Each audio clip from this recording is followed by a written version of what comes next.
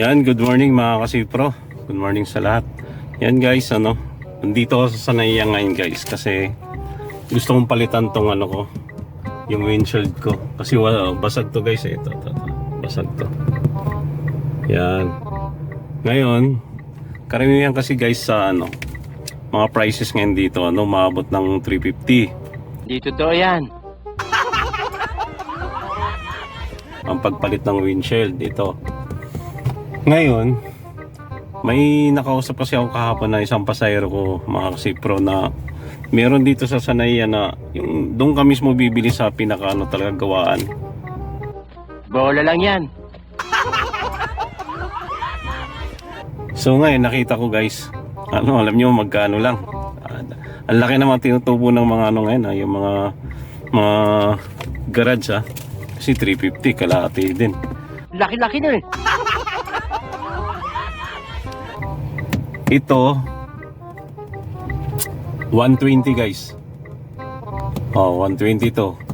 Kasama ng fixing 250. 220.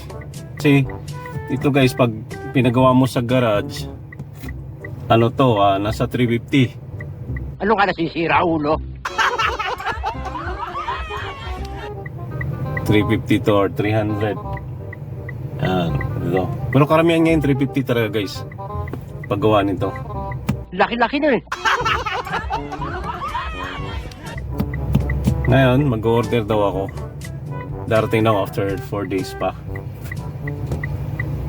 Tapos ang napansin ko pa guys, yung shop na pinuntahan ko ngayon, hindi lang glass ang supply niya, lahat ng body parts ng sasakyan. So ngayon nakuha ko na guys, pagka may problema ako sa sa body ko ng sakyan ko, may mapupuntahan ako, mura. Bola lang yan. Ito guys, pakita ko sa inyo. Yan, nakita nyo yan mga kasipro. Landmark. Yan, auto body parts. Yan. Dito kumukuha yung mga garage mga kasipro. Dito kumukuha ng mga mga parts ng mga sasakyan. Pagka may problema yung mga sasakyan nyo, dito yata sila kumukuha. Ang dami sa loob. Hindi yata pwedeng i-vlog ito mga kasipro. Ayun Yan. Tapos yung mga Tagalog, alam niyo yata ito, ang lugar na to. Paano masabi?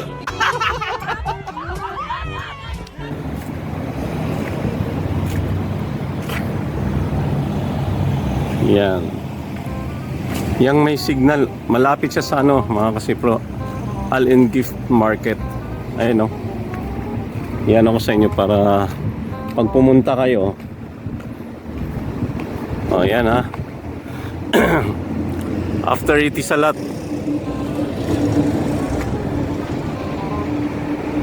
Yan yung signal mga kasipro.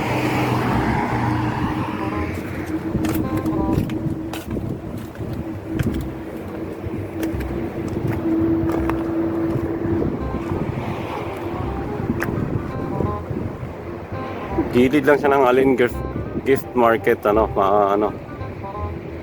kasipro yun siya. Yung may red na yan, pick up na yan. Yan. So yung mga taga-Allen na gusto magpagawa sa sakyan nila, yung mga salamin, lahat ng parts ng sakyan, punta kayo dito, mura lang. Dito to yan. Bilhin nyo lang, tapos paggawa nyo sa labas. Kaloko, mahal sa garage mga kasipro.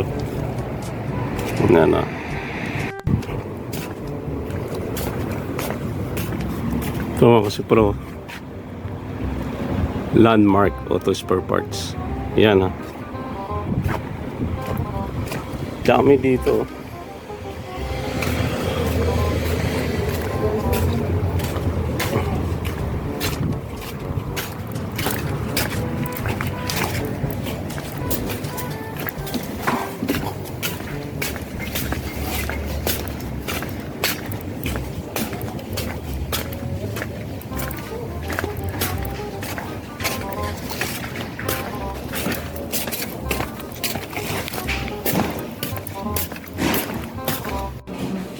Yan, ito yung binibenta nila guys. ബാക്കി വെച്ചിട്ടുണ്ട് എടാ ബോണൊന്നും കൊടുത്തു വിടണം ഡെലിവറി എടാ എടാ എടാ ആ കൊടുത്തു വിടണം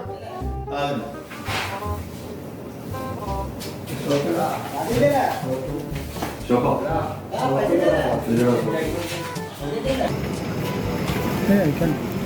Thank you.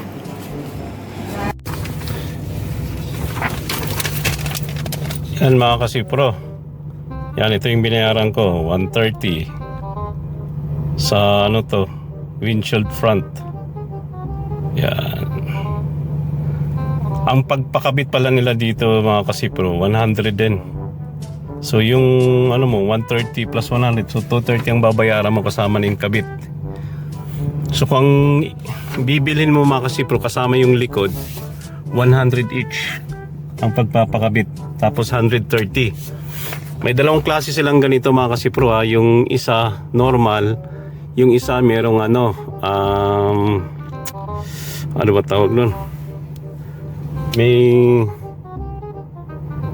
May sensor. Yung mga kasipro ha, dalawang klase pala to. Ang isa yung kung gusto mong magpakabit ng normal, yun, 120. Yung may sensor, yun, 130. Tapos ang pakabit niya 100. Tapos yung sa likod din, ganun din ang price. Akala ko pagka dalawang ipakabit mo, 100 pa rin, hindi daw. Isang glass na papakabit, each siya 100 dirhams. So yan mga sipro. Dito lang mga sipro, yung Landmark Spare Parts. Yan ito. Tapos humingi ako ng sa kanya, calling card. Kung gusto nyong tawagan ayan yan lang. Kung gusto yung tawagan mga kasipro, yan.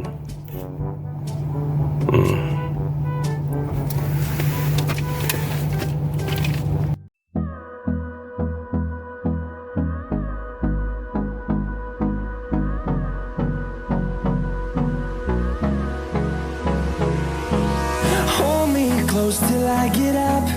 Time is barely on our side.